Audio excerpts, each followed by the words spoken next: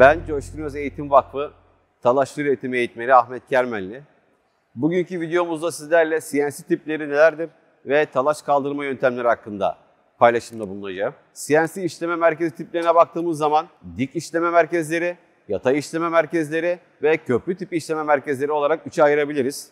CNC işleme merkezleri prizmatik iş parçalarının işlenmesi için tasarlanmış tezgahlardır. Bu tezgahlara işleme merkezi denilmesinin sebebi frezeleme dışında delme, delik büyütme, kılavuz ve rayba çekme, diş açma, hatta tonalama benzeri işlemlerin yapılabilir olmasıdır. Bu tür CNC tezgahlarına bağlanan iç parçası üzerindeki her türlü işlem tek bağlamada yapılabilir. Talaş kaldırma yöntemlerinde neler var bir de onlara göz atalım. Talaş kaldırma yöntemi malzemenin uzaklaştırma yöntemi olarak da tanımlayabiliriz.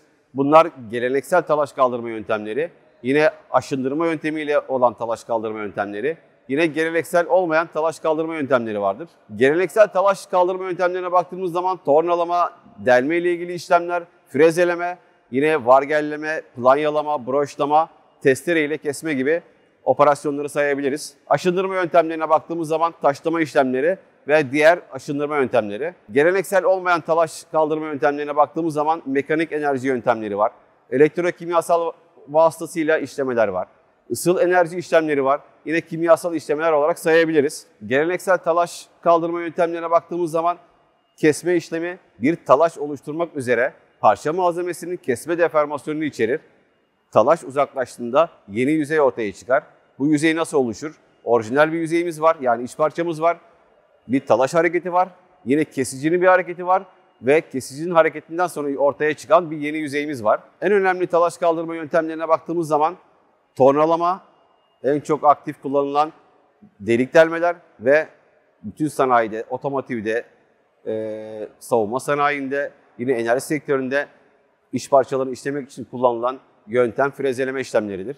Delme işlemine baktığımız zaman genellikle matkap adı verdiğimiz takımlarla yuvarlak bir delik oluşturma işlemidir. Yine tornalamaya baktığımız zaman tek uçlu bir takımla silindirik bir şekil oluşturmak üzere dönen parçaların malzemenin uzaklaştırılmasıdır. Frezeleme işlemine baktığımız zaman dönen çoklu kenarlı kesicilerle malzeme üzerinden talaş uzaklaştırma işlemidir. Şimdi talaş kaldırmada 4 temel talaş türü var. Biraz da bunlardan bahsetmek istiyorum. Talaş kaldırma operasyonunda sürekli akan talaş mevcuttur.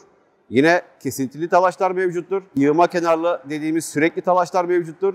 Ve yarı kesintili talaşlar olarak talaş türlerini sayabiliriz. Talaş kaldırma işlemine etki eden faktörler vardır. Dış faktörler ve iç faktörler olarak. Dış faktörlere baktığımız zaman tezgahın gücü ve kapasitesi etkendir. Ortamın sıcaklığı, operatör deneyimi ve diğer etkenleri olarak sayabiliriz. İç faktörlere baktığımız zaman iç parçasının bağlanması, iç parçasının malzemesi yani malzeme cinsi, kesici takımın seçimi, çapı, eni, boyu ve çalışma kabiliyeti diyebiliriz. Yine kesici takım tutucusu çok önemli.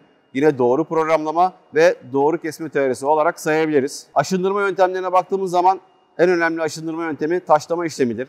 Taşlama işlemi peki nedir? Çeşitli tane büyüklüğündeki silindirik taşlarla işlenmiş makine parçaları yüzeyinden az miktarda talaş kaldırma işlemiyle çok ince şekilde yüzey hassasiyeti elde etme işlemidir.